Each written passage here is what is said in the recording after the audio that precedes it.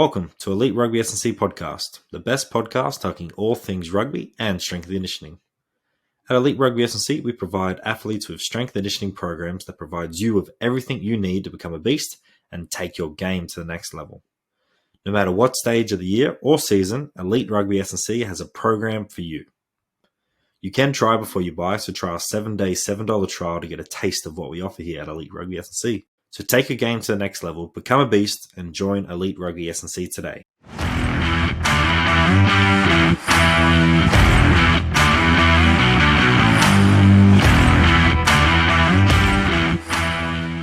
G'day, Layne. How are you? Good. How are you? Yeah, I'm going really well, thanks. Thanks for joining me today. So how's the body and mind feeling after the Super W season? Body's feeling pretty good. Hey, I've had a pretty good stretch so far this season and been looking after it really well. Mine's still a little bit heartbroken. Shame that we couldn't be at the grand final this year, but I guess that's just the beauty of sport. Hey, it's just that one day that can change all the events for the rest of the season. So a little bit heartbroken, but on to see what's next and keep playing some good rugby and developing. Yeah, it was a very interesting game. Because momentum was with you straight away.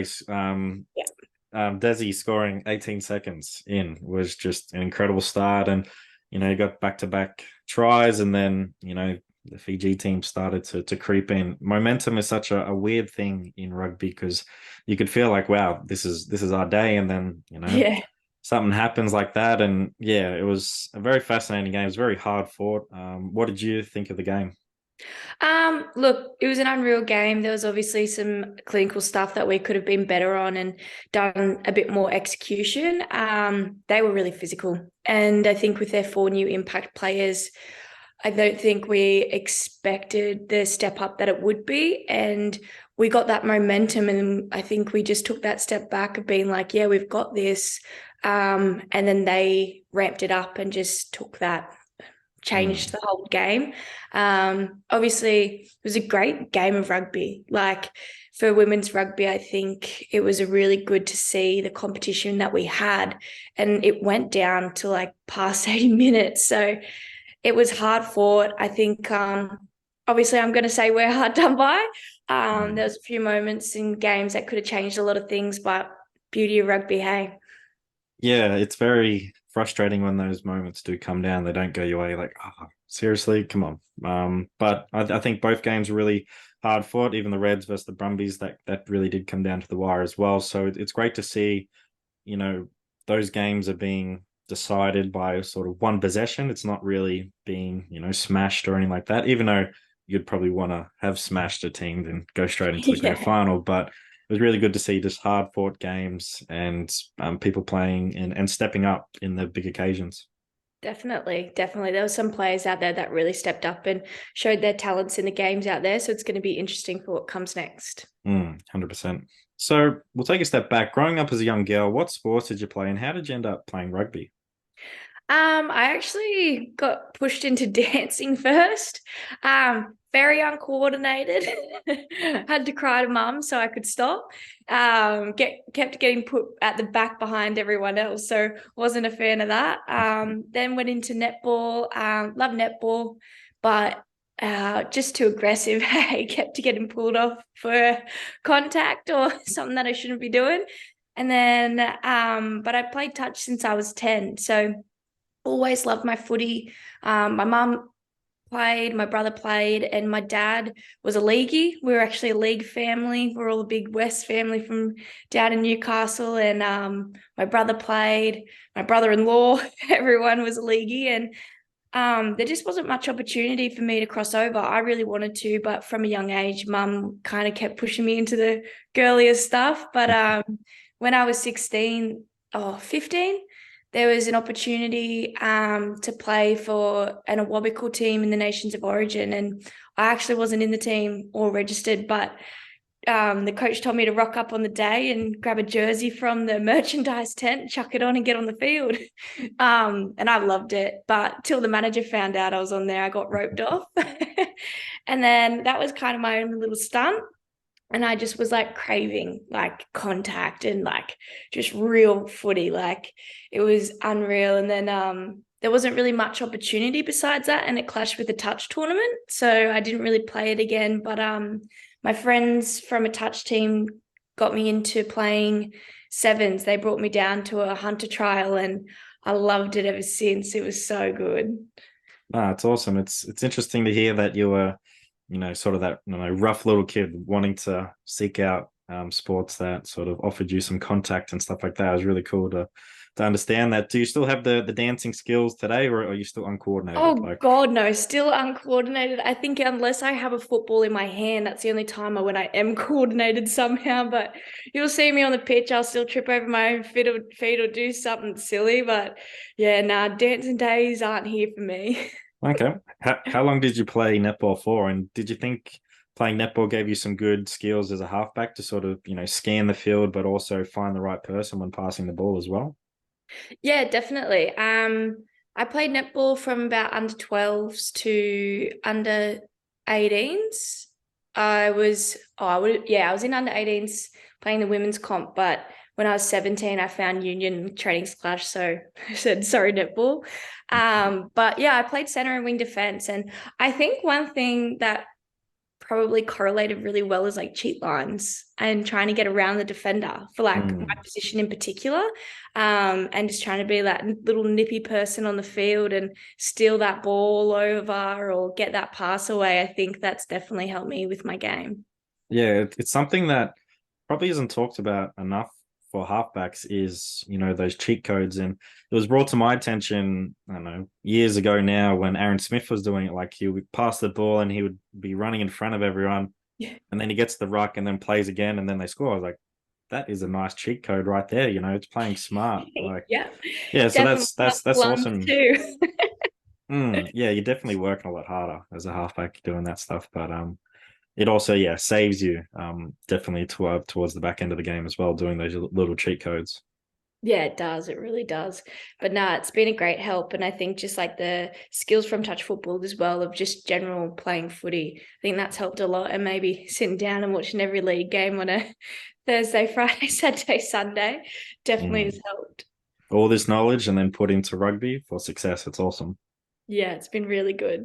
So you're a Newcastle Knights fan in the league? No, I grew up Tigers, so I was loving the Lottie Dakiri, Benji Marshall, Marty Tapau times, but haven't really found my new team yet. So I'm out here vacant, jumped on the Panthers bandwagon, but nothing like the good old Tigers back in the day. Yeah, well, bit of controversy over the weekend with your former team beating the Yeah. Panthers. That was a massive upset, I winning know 12-8. my partner's a massive Panthers fan, so I was stoked at heart, and he was like, "You shouldn't be. You jumped on the bandwagon." And I was like, "What? It's my Tigers." Yeah, no, that's awesome. So sadly, the Waratahs season is over in the Super W, but what a year it was for you and the team. How would you describe the 2023 Super W season? It's been very different. Hey, we played a brand new game plan. A lot of new players and new girls coming into the squad. As we had a lot of the girls go off to England this year. But it was really exciting. I think we all embraced the challenge and we really went away with the game plan just to show the difference in rugby. Like, especially in Australia, you look at all the teams and we kind of all do the same thing. So it was nice to have a different structure out there showing what the game can do, and also challenge the way we thought and the way we played. A lot of the times in women's rugby, there's footy heads and there's girls that just love the game, that love the structure. So it was good to really challenge both of them, like the footy heads being like, why are we doing this? And the structure girls being like, but I'm used to this. So it was really cool and it showed an exciting game. And there was a lot of development in the team. There was so many, we had every girl in our squad debut and wear a jersey. So there's a lot of development coming through and an exciting future for the Waratahs. That's awesome that you did, go towards a new game plan and structure of playing, because what you've been doing in the past has worked and it's been really successful. But, okay, to take that next step and, with all the new faces coming into the team, it's probably a good opportunity to, change up the way that we play, but also having the veterans there as well, like yourself and Grace Hamilton, to sort of steer the ship a bit like, hey, this is worked for us. We're still going to do this, but adding in that new, secret herbs and spices is a great way to push us forward for this season and for the seasons coming up. Yeah, I think there was definitely a really good blend of experience and new players this year. It made a lot of people think about why we played rugby the way we played, and challenge their own skills and go outside the box. And people came out and really stepped up, and especially the younger girls, to lead that new way of playing. And a lot of the girls that had been in the team for a long time but weren't really part of that core leadership group, like Piper Duck, myself, George Fredericks, and Maya Stewart, you've seen a lot of girls step up and become the veterans, apparently. But yeah, it's really exciting, and the blend of the new talent with the old talent was just really cool. Who was some of the new talent that it just sort of exceeded expectations and were just blown away with the season that they had? I think one that was not it's been in everyone's mouth, Caitlin Hulse. Everyone's been saying that name. She was unreal. She's only 16 years old, and she's got a really bright future ahead of herself. The talent, the raw talent she has, and the footy knowledge is just unreal. And then I think in our forward pack, Rosie, she had a really good season, one of our locks. She played unreal and really stepped up to the challenge, especially with Sarah being in New Zealand for the time. She really took on that position and owned that role, and I was really impressed with her. And I think a girl that's been in the team as well, but hasn't really had the chance to own a position, especially due to injury, was Leilani Nathan. She had an unreal season too. And now the thing is, because we are seeing a lot of new young talent, not just in the Waratahs, but over the Super W, is to keep the talent. We don't want to be losing it to, the rivals of NRLW or even AFL or even soccer, to be honest. Some players can play a lot of multiple sports. So Rugby Australia, we need to keep this talent here and, continue to expand the comp as well. So it makes it worthwhile to stay as well.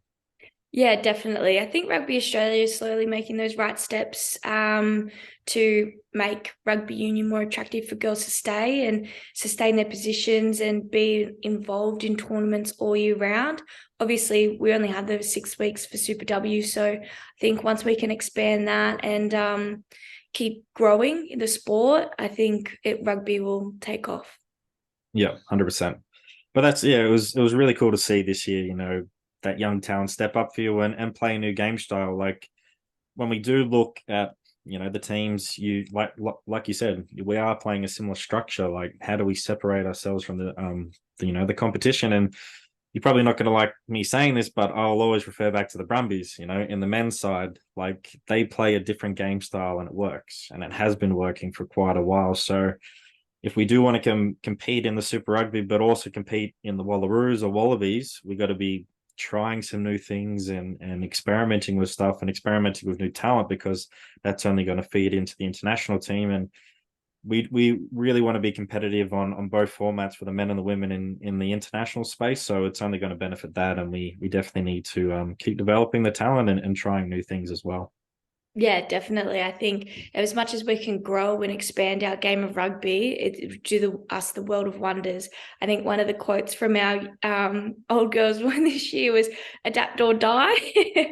The coaches want this game plan, and you've got to adapt to it. Or so no, it's good. I think it's really exciting that everyone wants to challenge our rugby styles and games, and we're not there stuck playing the same football we've played for years. Like, we know we've got to get better, and we know we've got to keep developing. Yeah, 100%. And I think it was really exciting this year as well. So if we can keep putting exciting rugby out there, more people are going to come and watch the game. Yeah, exactly. Got to make it attractive and grow that audience. And I think we're definitely headed in the right direction. 100%. So what have you learned from this season that you'll take into the Wallaroos games this year and into Super W next season as well? Definitely a lot. I think this year I've been lucky enough to be working with Jake Gordon and Chris Whitaker. With the new setup at the Waratahs, it was a really inclusive environment, and we had a lot of help from not only the coaching staff but players. And I learnt a lot of new tips and tricks, things to better my game. But also one thing that was different that I never really thought of was just like more collaborating with players, like in those key relationships you should have within your team. Like it sounds like common sense, but sitting down with your 8 and talking about at the back of the scrum and delivery and the different things you can do with the wingers, having a good relationship with them. Normally with a 9, it's, 9 and 10, they need to be on the same page, but there's actually a lot more players that you need in your pocket to back you as well. And especially with your hooker too, like scrum feed, it's clinical. That's your key moment in set piece to make sure you have success. So building those relationships with players, that was a big thing with me. And I think taking that into the Wallaroos season, I know that that's going to be vital and it's going to be pivotal to changing our game. But also I've been working with David King, DK. He is our mental skills trainer, and just knowing how much of the game is mental. Like everyone's always about the physical performance and, the game plan and structure, but you can do all that training, prepare for that whole week. But on that field, you know what to do. You're physically prepared. It's the battle with you in your head and how you're going to take that game plan and actually have that confidence in yourself to achieve. So I think one thing for me as a player, especially stepping up now, Iliseva, retired from the Wallaroos position, it put a big weight on my shoulders. But I knew I needed to own that and be confident in myself that I can own that. I think coming from the Wallaroos season and having that start in the last game against England in the quarterfinals gave me a bit of a confidence boost, and knew I could do it and achieve that, and that I needed to keep that confidence going, because sometimes I can be a bit too critical of myself. But I just needed to know that, if I back myself, that's all that matters. During the game against Fiji last week, it looks like you were really cool, calm, and collected. Like it didn't seem, when momentum was swinging, you didn't look like you were like going, oh shit, like you just lost your character. It seemed like you're really poised, and you'd have a look at the scoreboard and be like, yep, cool, we're still in this, we still got opportunities. That's what I felt when watching yourself. Was that sort of always been the case, or was it really working with DK and then getting the confidence from the World Cup has really helped you sort of develop those skills this season? I've definitely been a player that doesn't lose it. I love high pressure situations. I love it. I love when people want to get in my head and I can stay cool, calm, and collected, because it just pisses them off more. Sorry, I should probably swear. No, you're good. But yeah, no, I really love those high pressure situations. But I think I've always been cool, calm, and collected, and known to carry on with the game plan. But it's the coaching of how to bring that into others and help boost everyone else and pick the right game plan and choose the right moments to take advantage of in those situations that DK's really helped me with this year. When things aren't going your way, what do you do to get back to being that cool character? I definitely think you've just got to embrace the challenge. That was our big thing. Like rugby can go so many different ways. You can be in an arm wrestle, you can be under the boot getting pounded, or you can be on top and absolutely having a great game and winning. So it's just more embracing every different challenge that happens in the game. That's the beauty of rugby. It changes and turns at every little point. So many different things can sway where a game goes. But as long as you're embracing those challenges and taking them on and not getting frustrated by it, that's how you can keep cool, calm, and collected. No, that's awesome. It's great advice. I just want to go back from when you said you were having those conversations with the 8, hooker, and wingers. Were you the one to initiate those conversations, or did those players come to you? And what did those conversations look like?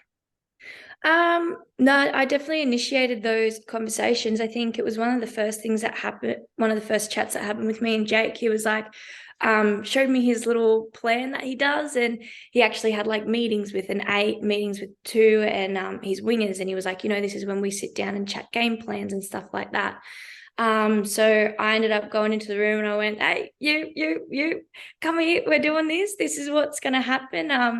I think it was really helpful. Jake also taught me what they talk about and the cool different things that they do that, you've seen in the men's game, and you wonder is that something that they talk about? Is that something that they do because they've grown up and played football for that long?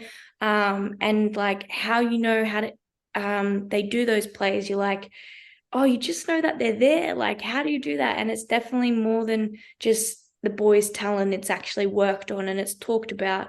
And I think just those positional coaching that the women's game kind of miss, that we don't get that individual specific stuff sometimes.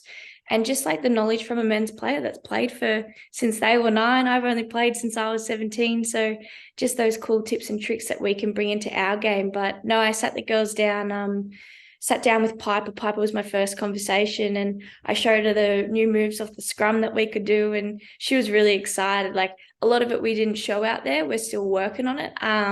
But I know that coming into the next couple of games and the rest of the season, me and Piper can show some really cool things out on that field, which is exciting.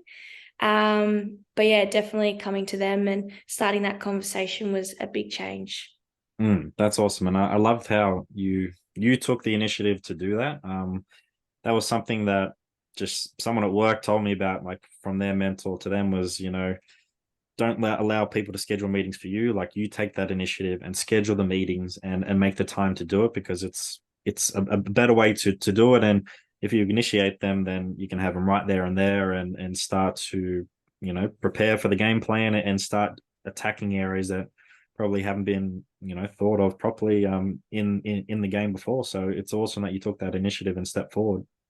Yeah, it's really cool. I think one thing with DK, like working on the mental skills stuff, he knows I'm a person that likes to take action. So he's like, you've got all these cool ideas, but you're the person that's got to take the action. You're the person that's got to set up the meeting. You're the person that's got to do it. And I think that not only transfers into footy, but into life, like with uni and stuff like that. Like playing rugby and doing uni is really difficult. But if I can take those actions to send those emails, make those meetings and get on top of everything, they'll support me just as much as I support them. So definitely taking things head on and making action is a big thing for me. No, that's awesome. What are you studying at uni?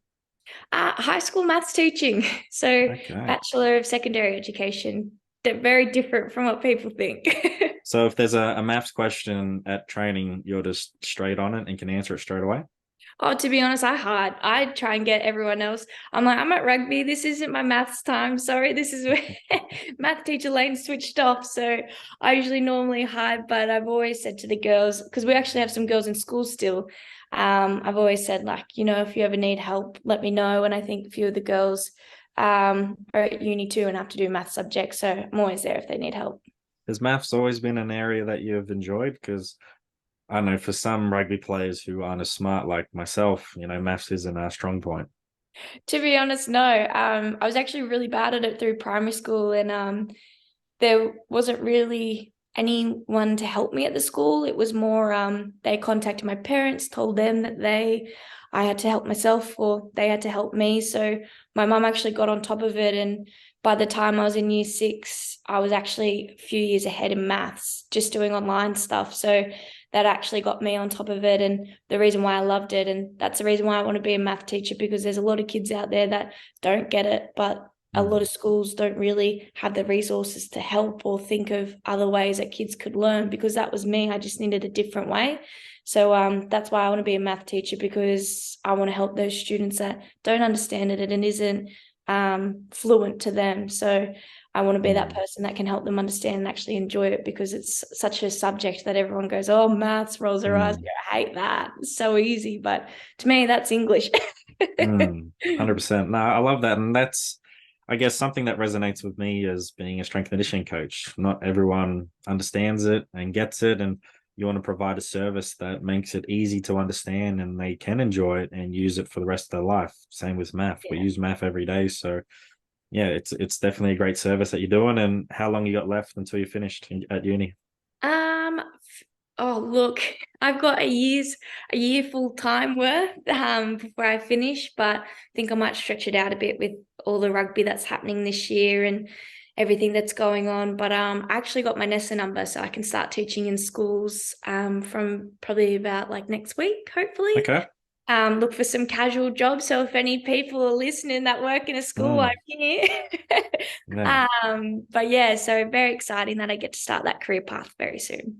No, that's awesome, and all the best with that. Like you got yourself set up for a life after rugby, and that's something that elite athletes need to understand is rugby is not here forever.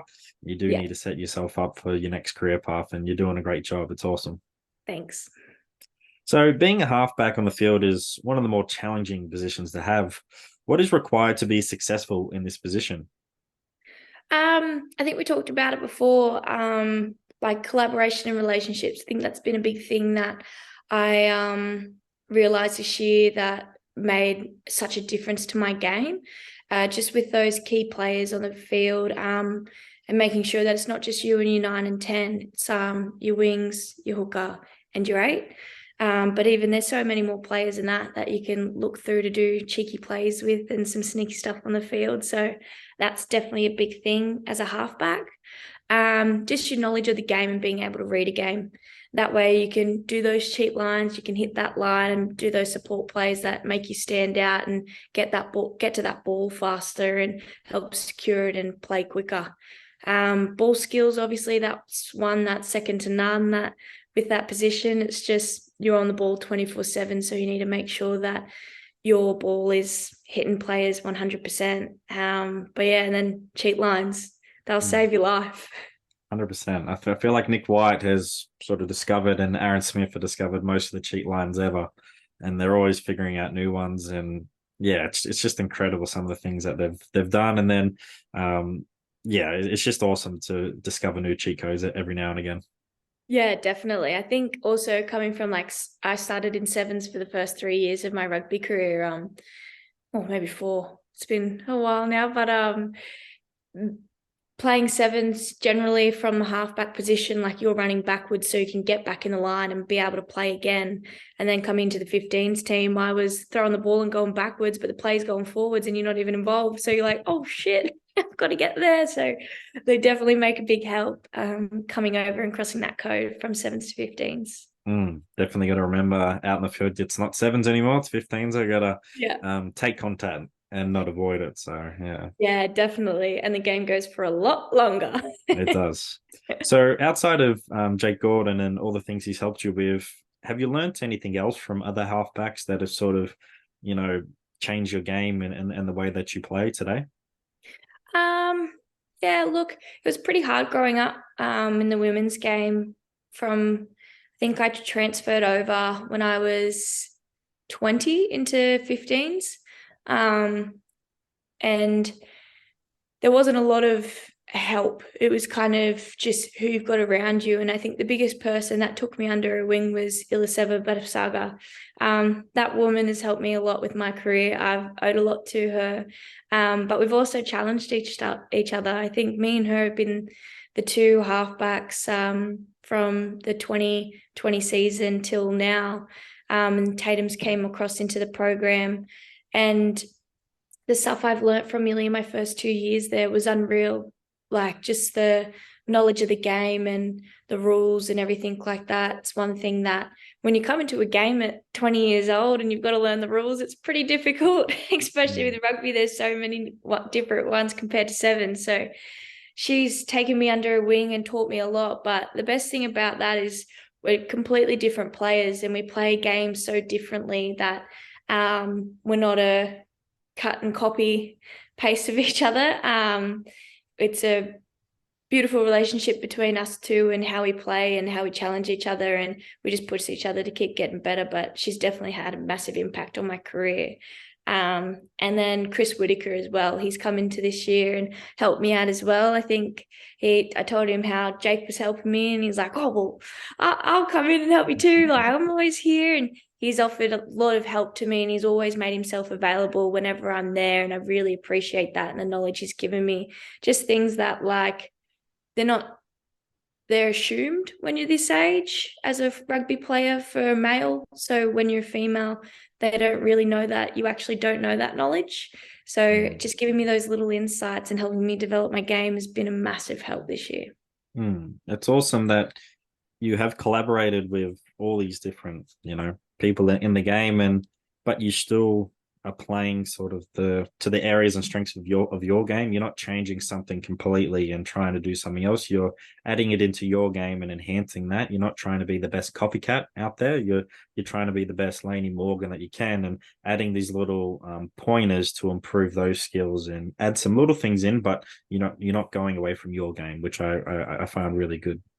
Yeah, it's awesome. I think one thing someone told me when I was young playing sevens is you can look up to all these players, but your game is you, and don't lose that identity in yourself. So keep playing what you do and add the knowledge of others to make it better, but keep adding your spice. There we go. Add your spice. So during the week of training, what are some of the halfback specific drills that you do? A lot of passing. It's one thing that as a halfback, it's your bread and butter, so you need to be all over that. But I think the main thing is like it's not always crisp, clean ball. So getting the pads out and chucking them in the way, or getting someone to run at you or do something silly whilst you're trying to pass. Just replicating that messy ball and just the general passing game. That's really important.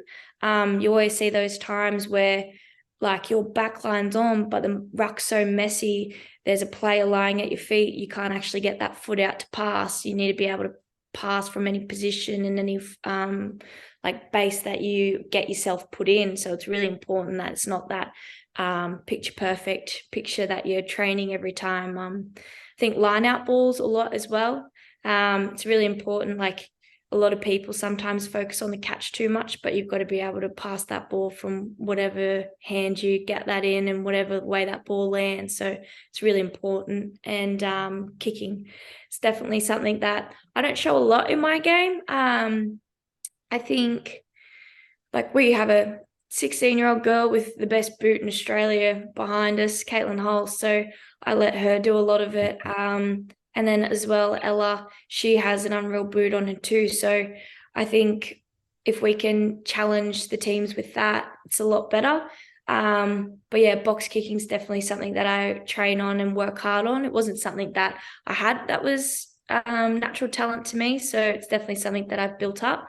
But also like your little grubbers and the different types of box kicks, whether it's contestable distance, trying to get it out for touch, or changing it up. And it sounds like all this practice is deliberate. You're not just sort of going through the motions and just ticking a box. You're actually, ticking all the correct boxes, but doing it 100% focus and making sure that you're shaping your craft. So when you go out there on the weekend, you can just get into the zone and go straight away.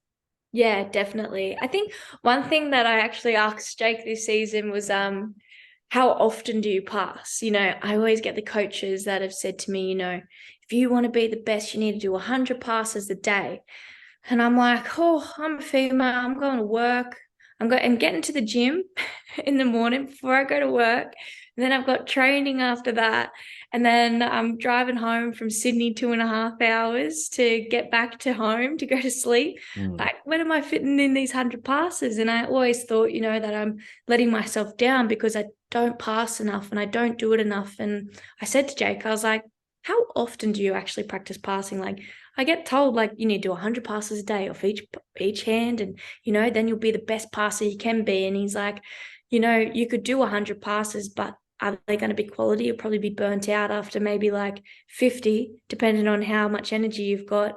And are those next 50 passes going to be worth doing? Like, because you're just fatigued, you lose focus, you're not like actually taking the time, because there's that factor of boredom as well. Like, you can pass a lot, but you get over it a bit too. So you want to be in the zone, focusing on what you're doing to get yourself better. So I think like just doing like, I think to me, he's like, whilst you're young, do as much as you can. So I try and do, after training, I was doing box kicks, and before training, I was doing passing. So I just go until, I got to that point of fatigue where, my hamstring's not feeling good and the kick isn't actually getting enough power out of it. So I don't want to push that anymore. Or, I've done this kick 1,000 times.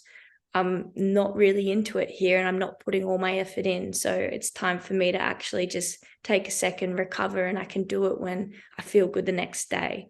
But yeah, it's definitely like making sure that you're putting effort in your training. You're not just going out there and doing as many as you can, but not at quality. Yeah. 100%. It's not like you can just, bring the footy to work and say, yeah, yep, quick. Yeah. Can I I know borrow you for? I could dream that it would be my work, but at the moment, still the part-time thing that I have to do on the side. Even if you're walking around, say, university, if you're not doing it online, you just go to footy and just chuck it to random people. Yeah, pass it back, Yeah.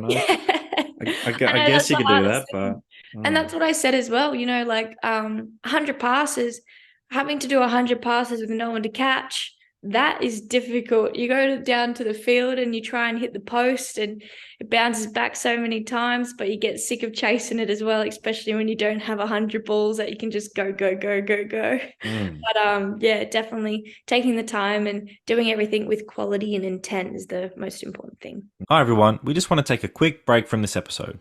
We hope you're enjoying this episode so far and all the content we have produced. We appreciate all the support from our listeners and followers so far. If you haven't already, sign up to Elite Rugby SandC blog today. We provide free exclusive content every single week to our subscribers. You'll find our website link in our bio below. Remember to like, subscribe, and share Elite Rugby SandC on all social media platforms to all your family and friends. Thanks again for all your support, and now back to the episode. So outside of, the cheat codes and everything that we talked about already today, what are some other really underrated skills that all halfbacks should have but aren't really sort of talked about enough? Your scoot.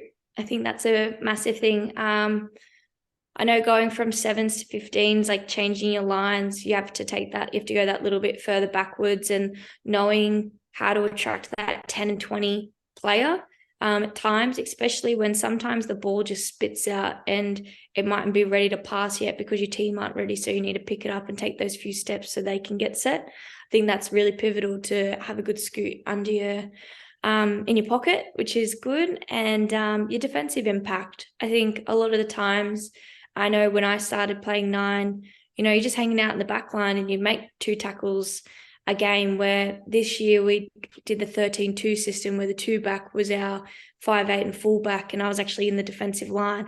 I freaking love it. I love contact. So I had the best time, but also you've got to make those one-on-ones, and traditionally as a 9, you're not the biggest person on the park, so you've got to know how to take them down and have that chop, but also have that high tackle when you need to wrap up the ball, especially against teams like Fiji. So I think it's really important to have a good defensive impact and be able to read where they're going to pass to. So also you can, if you are behind the line, you can sneak in and do that sneaky shoot and maybe get that intercept because they're passing from the 9 to the 10 to the forward pack. So getting in the way of their lines of passing is really handy. I think those are great areas to identify that all halfbacks definitely need to learn. Like a quick scoot, you can catch so many people offside and create, inside or outside ball and put some people through the holes. And just like you said, being defensive impact, it's something that I think some players forget sometimes, is to be really just hard on the ball and be really ruthless in defense, because in rugby, you don't want them to get any momentum going forward at all. In league, you allow them, 8-10 meters and then you hit them there, but in union, that momentum, and if they get a roll on it, it's so deadly. It changes the game. It does, and then it will open up some space at the side, and then you're like, oh, they're breaking the line, they potentially score or something like that. So if you can go on that defensive line and have a really good impact and stand up for the team, then it's only going to make the team better as well. Yeah, I think as well, especially if you're playing behind the line and they make that line break, having a good pilfer, because you can change the whole momentum of a game. They can make a line break and someone in your team tackle them from behind, but you're on the ball and you get that penalty and you change that momentum and give your team back the ball. I mean, that's the one thing we want in rugby, the footy, so got to save it when you can. 100%. So outside of rugby, during your free time, when you do get a little bit of free time during your week, what do you like to get up to? To be honest, spend some time with my partner and my family. I think that's the biggest thing. Hardly get to see them, especially since we're all in Newcastle, so I'm doing about 20 hours in the car a week to get to training. So there's not a lot of spare time that I get to see my family, because generally, most people are living close to their family and stuff like that, and in Sydney and around it. So it's easy to see their family. So that's the biggest thing. Like, need to definitely get to my roots, see my mum, my sister, spend time with my dad and brother. But yeah, probably spend time with them. Me and my partner love to go out and explore and sometimes try some new sports. We got into batball the other year whilst COVID was there. So we always like to go out and do something a little bit different. I think you need to explain to us what batball is. Literally, it's just like tennis, but you're up against the wall. So you're like, it's kind of like squash, but it's like outside on like a tennis court with a big brick wall in the middle that you're playing. Okay. But yeah, I think it's a Newcastle thing. Sounds like it. It does. Wow, that's awesome. With the long travel that you got to and from training, what do you listen to? Do you just listen to music, or you listening to lectures, or you listen to a podcast or anything like that? I've tried to listen to lectures. That would be my saving grace, but honestly, my brain does not sink anything in. I've got to be like zoned out, like stuck in one place. When I'm driving, I just think way too much. So it's definitely not lectures, and especially music helps me a lot. Definitely listening to a lot of music, and I go often on podcasts. At the moment, I'm listening to Triple J Simply the Jess podcast, where they have a random topic and everyone sends in their best stories of it. I've heard some rogue stories from that one. But that's always a good one. If I know like we've got a hard session, I've got to get in a good mood. So I listen to that, give me some giggles, and I'll rock up to training happy, and everyone will be like, it's Whack Wednesday. Why is Layne so happy? I'm like, oh, it's not about Whack Wednesday. But yeah, I think podcasts or music are the best ones. Awesome. What is Whack Wednesday? Does that just mean contact day? We're going hard? Yeah, pretty much. Yeah. Normally through the season, through preseason, we'll do our big contact days on Wednesday. So it'll be a full game at the end of the session. Everyone will just be going ham at it. So it's always known as Whack Wednesday. It's probably a good way to come to training on a Wednesday. You're smiling, sort of looking like a psycho. Everyone's like, whoa, I'm not messing with Layne today. Nah, not going near her. Yeah, I think it's a good thing to do. That's awesome. So how has strength and conditioning training helped you to become a better rugby athlete? Strength and conditioning has made a massive impact on my rugby career. I think I actually started as soon as I did rugby. I think I signed up with something online just to give me a program, because a lot of the time with female sports, we don't have I never had a consistent season, and I always changed between franchises that I was playing with. So I'd be at local, and then I'd like be at New South Wales Sevens, and then it would be Aon, and then we'd have nothing for a few weeks of the year. But there was a different SNC in every part, and there was no consistency of, oh no, this is a gym program you needed to do. So I actually went and outsourced, and I think I signed up for a rugby program that was $5 a week, and I did that at a gym. And it made a difference to my game, like the strength that you can do, work on to bring onto the field, and the power that you can develop makes such a difference, especially as a female, because a lot of the times, we're told not to get into the gym.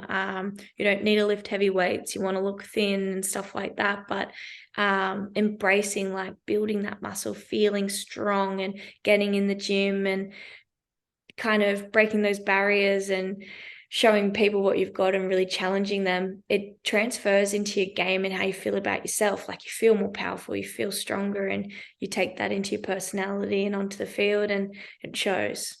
Whoever said, like it was a while ago now, to say, girls shouldn't be in the gym because of those reasons, you just shake your head and scratch your head like, really? Are you sure about that? Like, we want our female athletes to play elite sport for a long time, and if they don't have strong and robust bodies, they're not going to be able to do that for like it will be done a very short amount of time. They won't ever have a long career. And it's just, you just shake your head and you just say, like, come on, you serious? Did you just say that? Like, come on.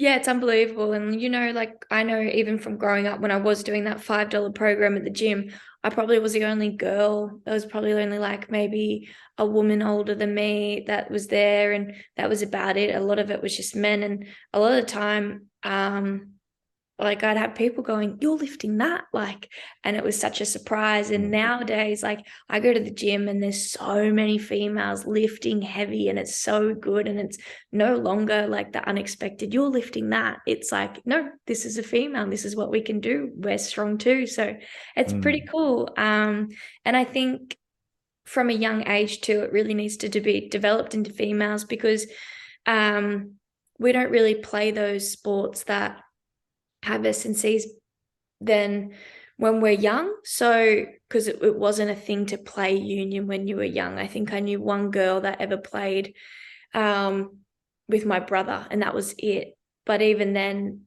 like the boys will go from probably 16s and they'll get into the gym and they'll do that. But we had to stop playing at under 12. So we never got into the gym with them at that time. So I think one of my best mates, he's an SNC at a college, a girl or girls school, and the weights that those girls lift now, and they're like in year 9, 10, 11, 12, and I would dream to lift that at that age. Like it would be amazing. And to see that the strong females that are going to come out in the years to come, it's going to be exciting for the game.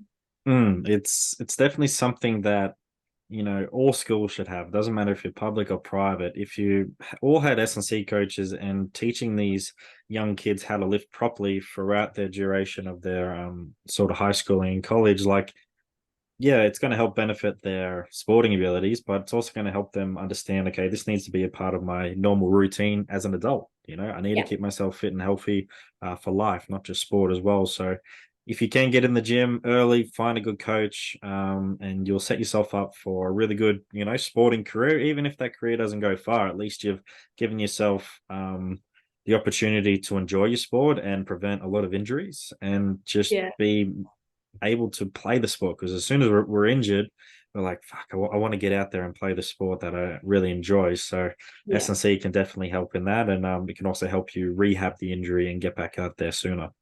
Yeah, definitely. I think, and that was another key thing you said, is get a good coach. And that's what I've been lucky enough to do at the last 2-3 years through COVID.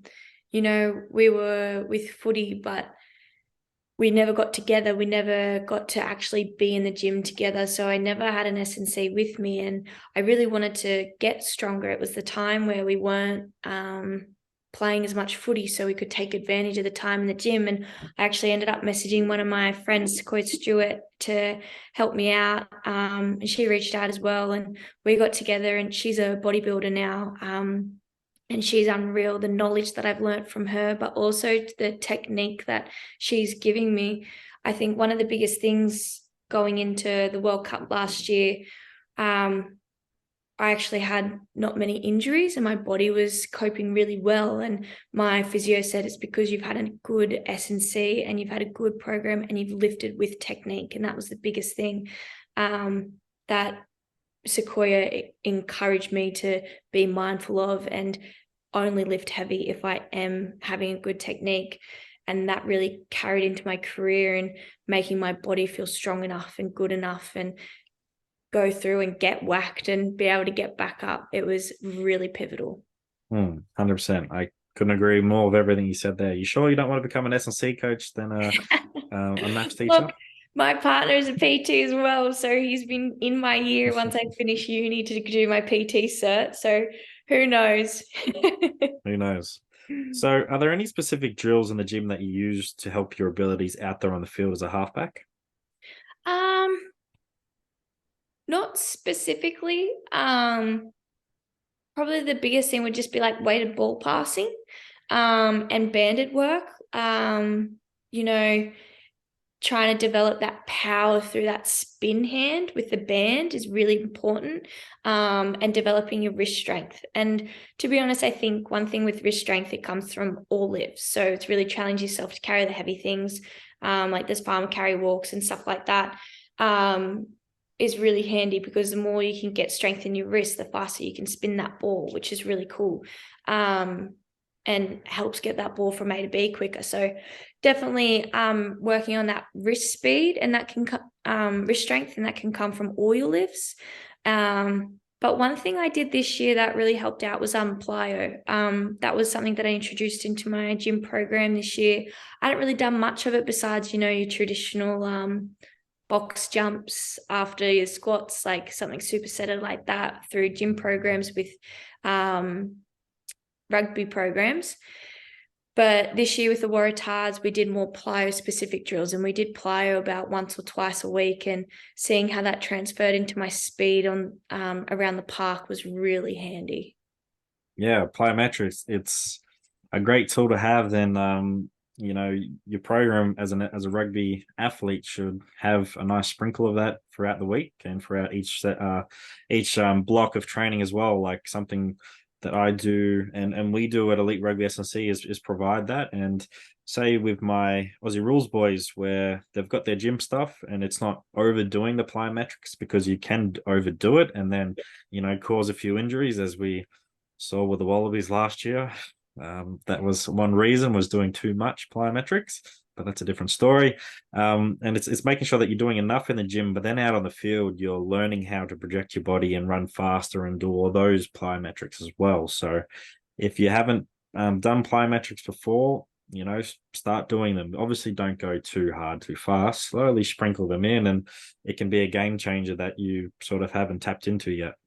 Yeah, it's definitely something that even I looked at and I was like, oh, I feel silly doing this, and one thing for me was like, no, I want to lift weight. Like I'm going to get stronger by lifting weights, and the plyo being like more like your jumps and your banded work and stuff like that. I was like, oh, I just feel silly doing all this, and being in a normal gym, I'm like, oh, they're looking at me wondering, what is this girl doing? And I have so many people that go, you're not here for the gym, are you? You play a sport. And I'm like, yes, thank God, But yeah, I think definitely making sure it's incorporated in your program and doing that will really help. 100%. So do you have any advice out there that you probably already touched upon anyway, but advice out there for rugby athletes regarding their strength conditioning training? Get a good coach and get in the gym.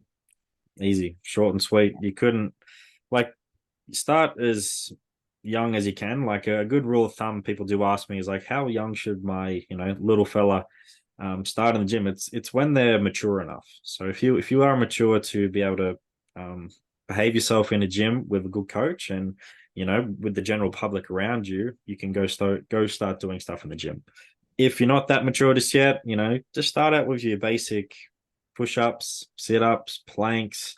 Buy a couple of bands. You can do some banded work. Like there's many stuff you can do at home and invest into that as well. But get yourself a good coach and get yourself a good program, and you'll reap the rewards.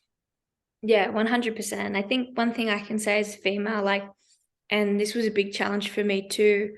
When I started training with Sequoia, we worked on growth and increasing that strength. And because I was only 60 kilos when I started, barely 60 kilos.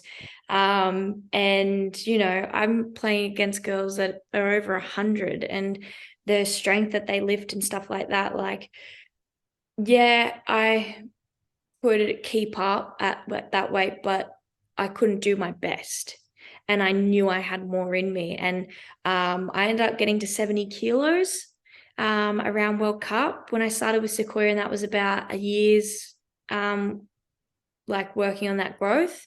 And now I'm sitting at 65 and I feel so much stronger, so much more powerful. And I think a big thing for females is, if you're in the gym, you're doing the right things, don't worry about that weight going up too much, because it will help and it will translate, and you need that muscle growth. Yeah, 100%. You need the muscle growth to protect yourself and also be able to maximize your, abilities out there on the field. Yeah. So, banter, when it comes to the best banter in the team, who has the best chat in the Waratahs, and why do they have the best chat? Look, I can't go past Maya.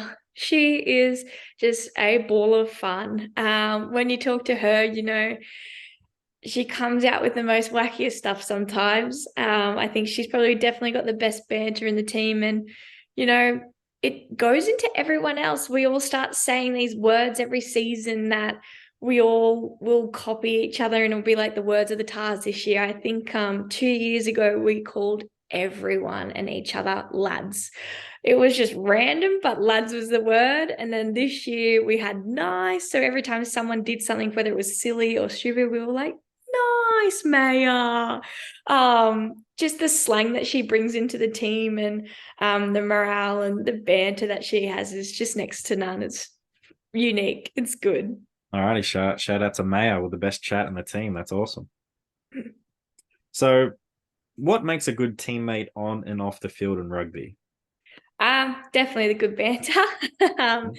Fun to be around, and someone that just has your back on the field and off the field. I think, someone that's trustworthy, that when you're on the field next to them, like you're comfortable defending with them and you've got a good relationship with them.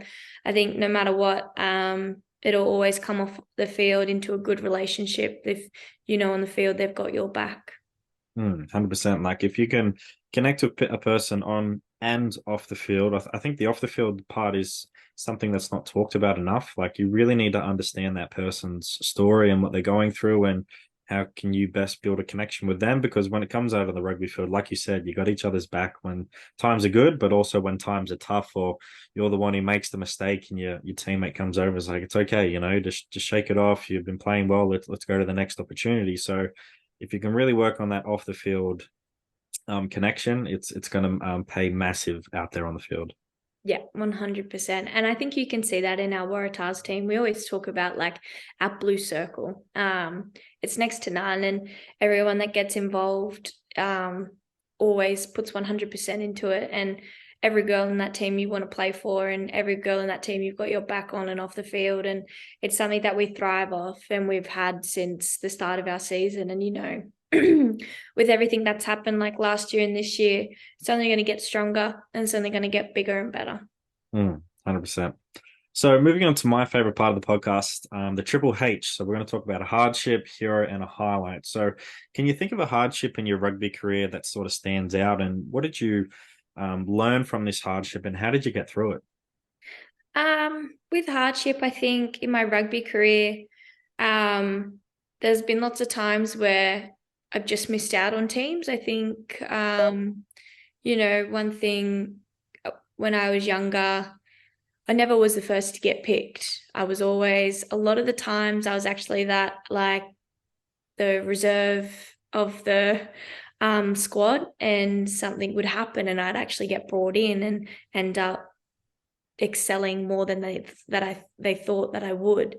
And the biggest thing would be like to be persistent and be resilient. Just because you didn't make that team doesn't mean that you're not good enough.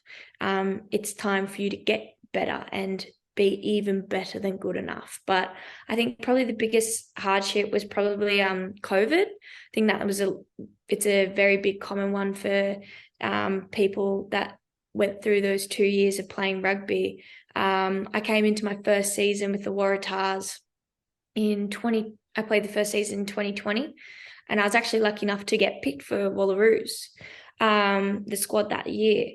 And from 2020, it wasn't until last year that we actually had a game where anyone could play for the Wallaroos. So through COVID, we had a lot of time where, we're still going to play in this tournament, so keep training. We've got to be at this standard of footy, this standard of fitness.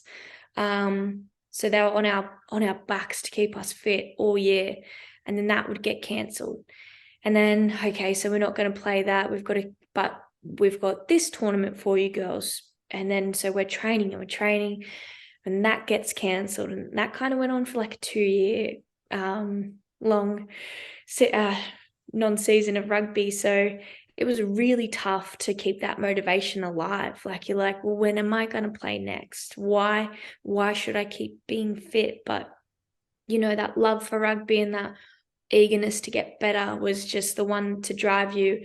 And I think in those 2 years I was still fresh. I don't think I would have made my Wallaroos debut. I wouldn't like to say that, I wouldn't back myself to say, I was on that pitch. I knew I wasn't probably ready then. I had a lot more to develop and bring into my game. And that's what I did through COVID. I made sure that like I'm going to catch up to where I need to be and be better than they think where I am there, so I can come back the next seasons and show them what I've got. So it was really grinding down and working hard on my rugby. So the time that the first Wallaroos opportunity came, I got that and I took it with both hands.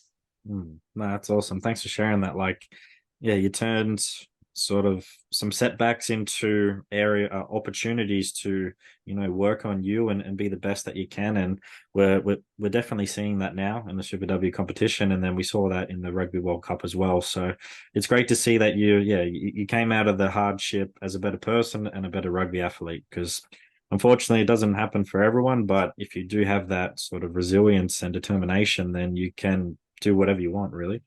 Yeah, 100%. I think you can see that with every girl that was involved during that time, like the resilience that a lot of those girls had shone through, and like the players that are coming out now, like it's unreal what we had to put up with. Like I think the boys were still playing the whole time. I think they played 17 test matches and we had 17 cancelled.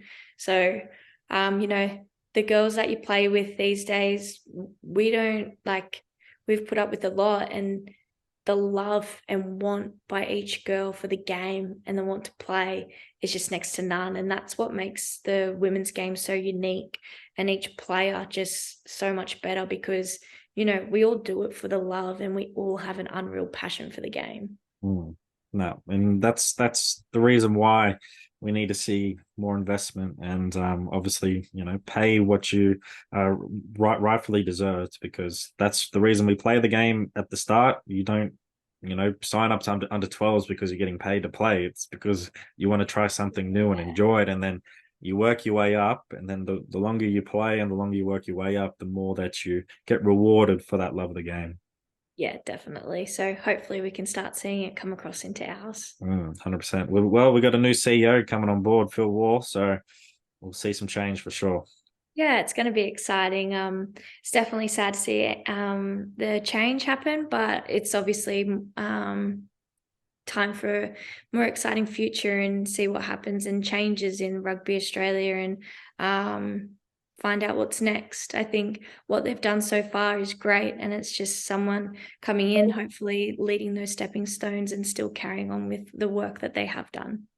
I didn't even know who the CEO was, to be honest, until the reports. I was like, oh, okay, wow, I didn't even know your name. So sorry, mate. But yeah, hopefully, like, he did make a profit. But yeah, someone new. It's never the wrong time to make change, and hopefully Phil can come in with the knowledge that he's seen over the last few years and being involved in that, but also his knowledge from his time playing as well, and knowing where to put the funding and resources that we need. Yeah, definitely. I think there's a lot to look forward to, and hopefully it all heads in the right direction. 100%. So, hero, who was your hero and why is this person your hero? Or if you have multiple heroes, that's fine.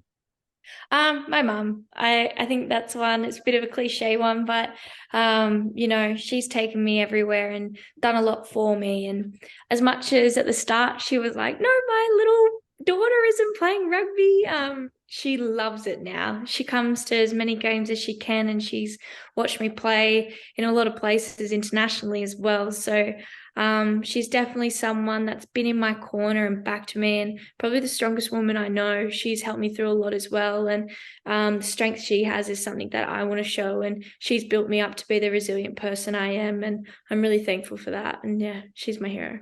Cool. Shout out, mum. Yeah. And the last one, highlight. What is a highlight that stands out so far in your rugby career? Probably the World Cup opening match. That was unreal. That was to see that many people in a stadium backing women's rugby was something so you can't even put words to it. Like I get speechless talking about it.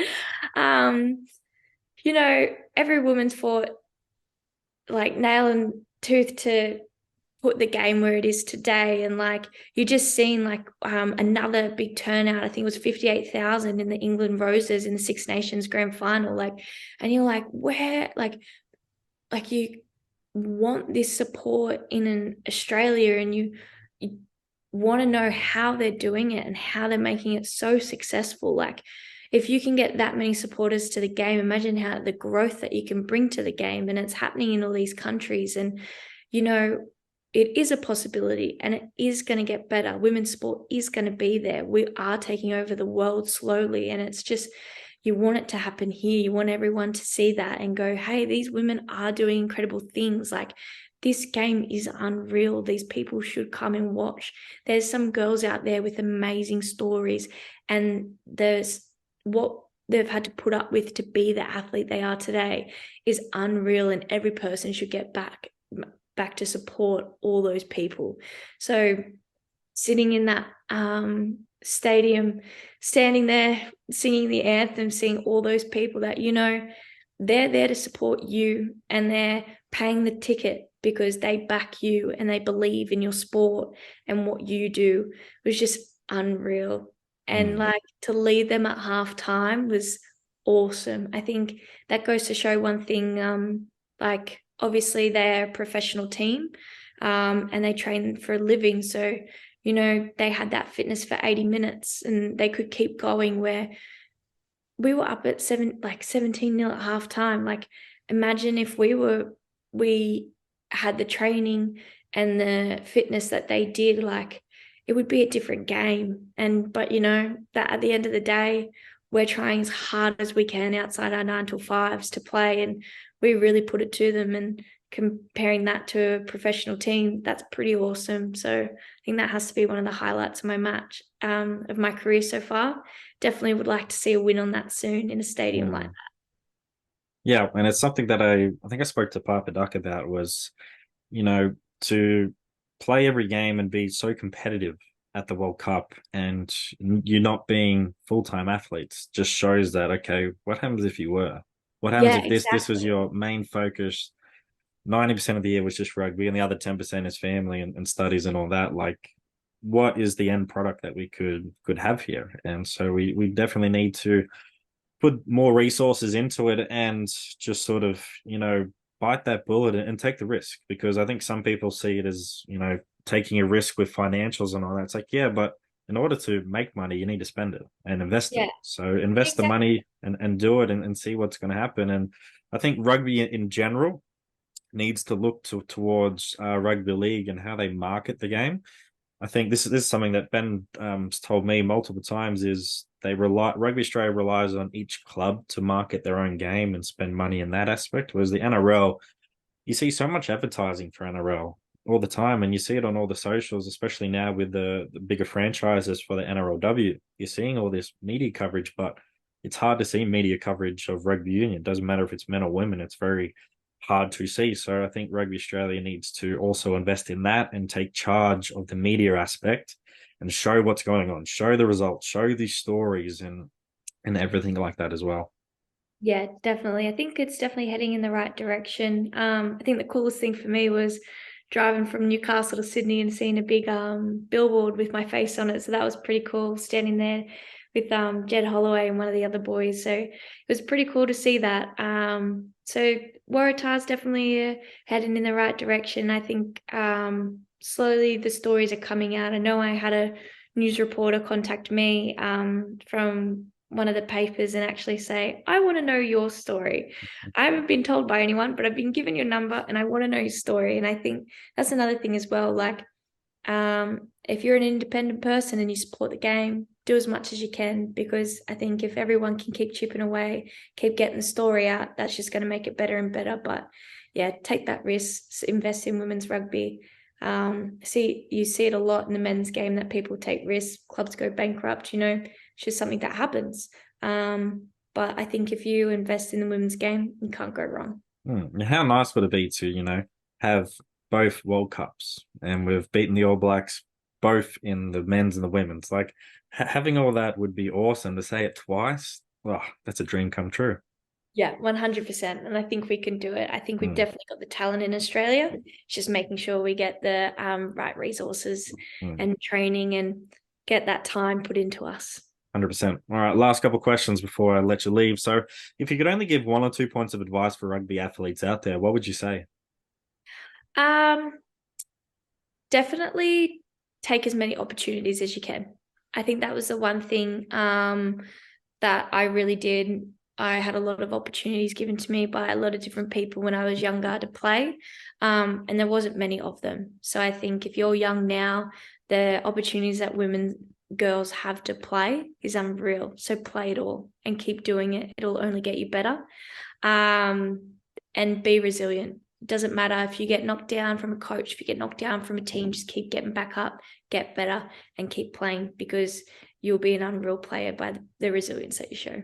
Yeah, 100%. And most, if not all, athletes have had some sort of moment where they've been knocked down or say, oh, you're too small, you're too big, you're not fast enough, and have come out the other end and prove those people wrong. So why not prove them wrong and try and reach your full potential as well? It's always going to happen. But like you said, you need to be resilient and throw that shade away and focus on the sunshine. Focus on the good things and be the best that you can. Yeah, definitely. I think that's one thing that'll lead to someone being a great player. So who should be my next guest on the podcast? Is there any old or current teammates that should jump on for a chat? Look, I definitely think you should chuck on Illy. She's got a wealth of knowledge. She's been in a lot, and she's been in the women's game for a really long time, and she's changed a lot of the game for us. So I think she's definitely a great person that you should have in on the podcast.